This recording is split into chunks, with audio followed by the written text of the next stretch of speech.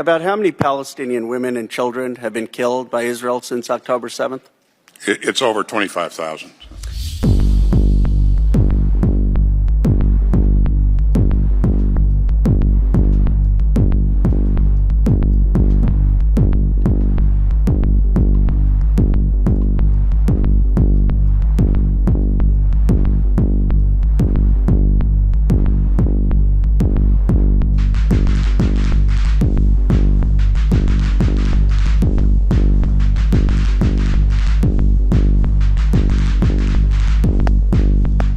About how many Palestinian women and children have been killed by Israel since October 7th?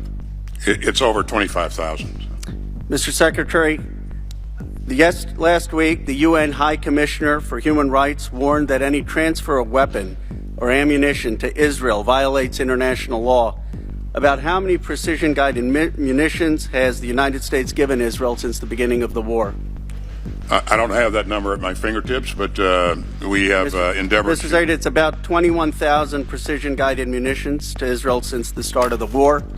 Secretary Austin, last week you spoke to Defense Minister Gallant, and you said clearly there needs to be a plan to ensure the safety and support of those sheltering in Rafah before any military operations proceed. National Security Advisor Sullivan has said he has not seen any plan yet.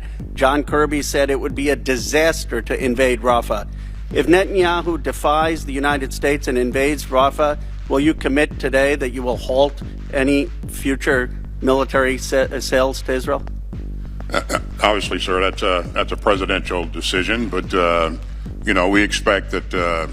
And by the way, I spoke to Minister Gallant last night, and I expect that when we provide munitions to allies and partners, that they'll use them in a responsible way. So. But would you make a commitment that they defy what we're saying and they violate international law, by the way, which is opposed to National Security Memorandum 18 and National Security Memorandum 20, that if they don't do what we're saying, that we would halt those arms sales or transfers? Again, the decision to halt the provision of security assistance would not be mine. It would be. What would you recommend?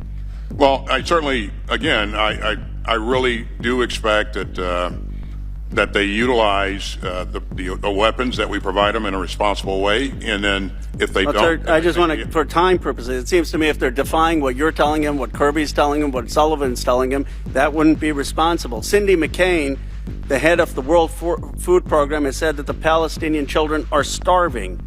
Extremist settler Stomrich, Israel's finance minister, stopped American flour, which our taxpayers paid for to get into Gaza.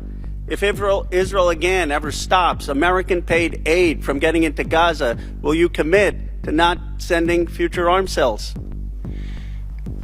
Again, that's not my decision. I would number one, do what I've been doing and engage the leadership and encourage them to ensure that humanitarian assistance is getting. Mr. Secretary, I would just say, and I have one more question, that we need some consequences when another country is defying you, defying the National Security Advisor, defying the President, defying National Security Memorandum 20.